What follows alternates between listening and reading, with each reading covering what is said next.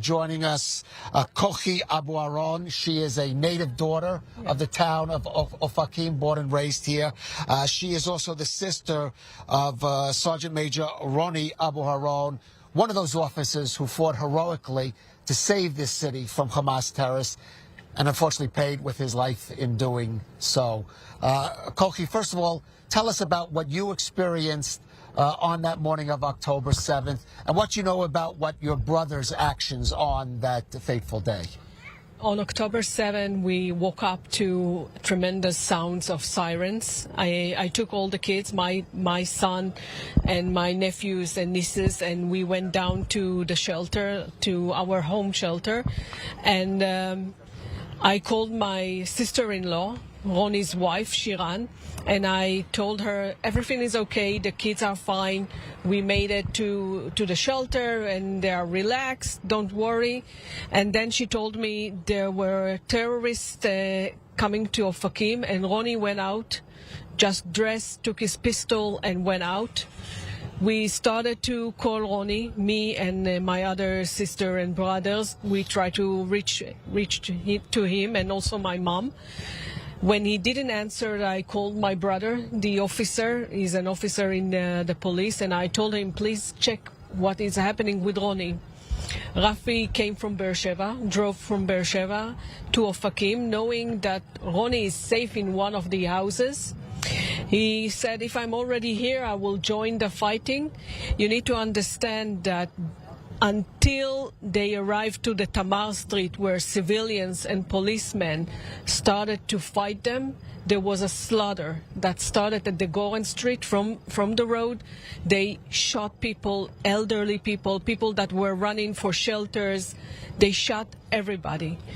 And what Roni did, what we now know that Roni did, is told people to go inside the houses instead of those outside safe rooms, what we called miguniot, and he told them go inside the houses, close the door. He also told Rachel, the famous Rachel with the cookies, and the one her who entertained Hamas terrorists with cookies and kept them, in a sense, occupied until police could come in and rescue her and her family. Yeah, and he told her and David, her husband, to go inside.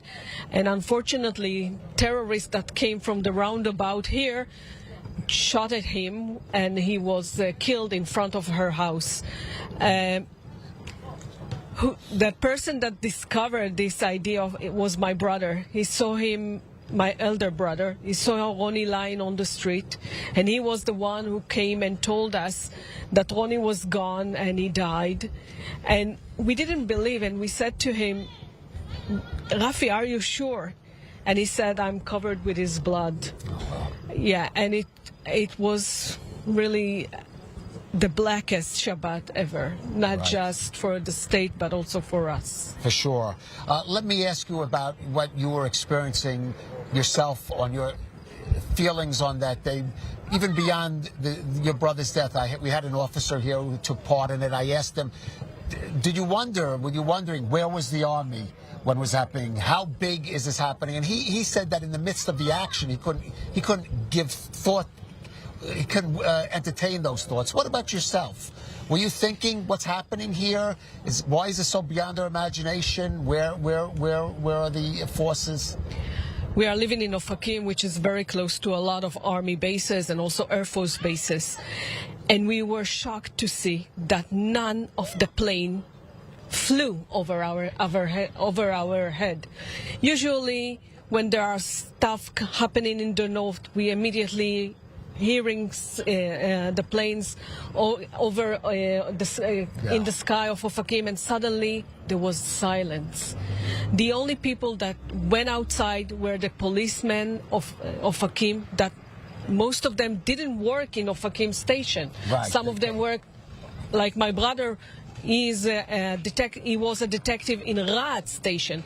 In Rat station, lost 4 of its policemen. Right, that's the Bedouin town, also down south. And also the police lost 59 policemen during that day. The police was the thin blue line that actually saved the Negev. Right.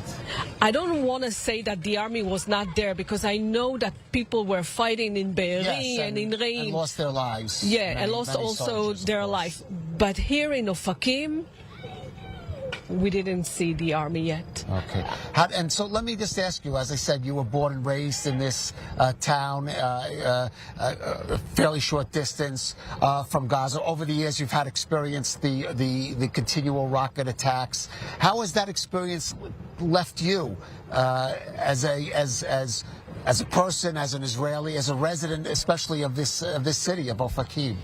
Usually until October 7, we used to go outside and see like the missiles and the Iron Dome together. And since that day, when we hear sirens, we are closing windows, we are closing the doors, the main gate. Usually in our home, the front gate was open for the people that live in front of us, that they don't have any shelter, to come and enter our home. Since October 7, we are not opening the front gate anymore for anybody. The front gate is now closed, and we are scared from what will come after the missiles. We are not scared from the missiles. We are scared from what will happen after the missiles.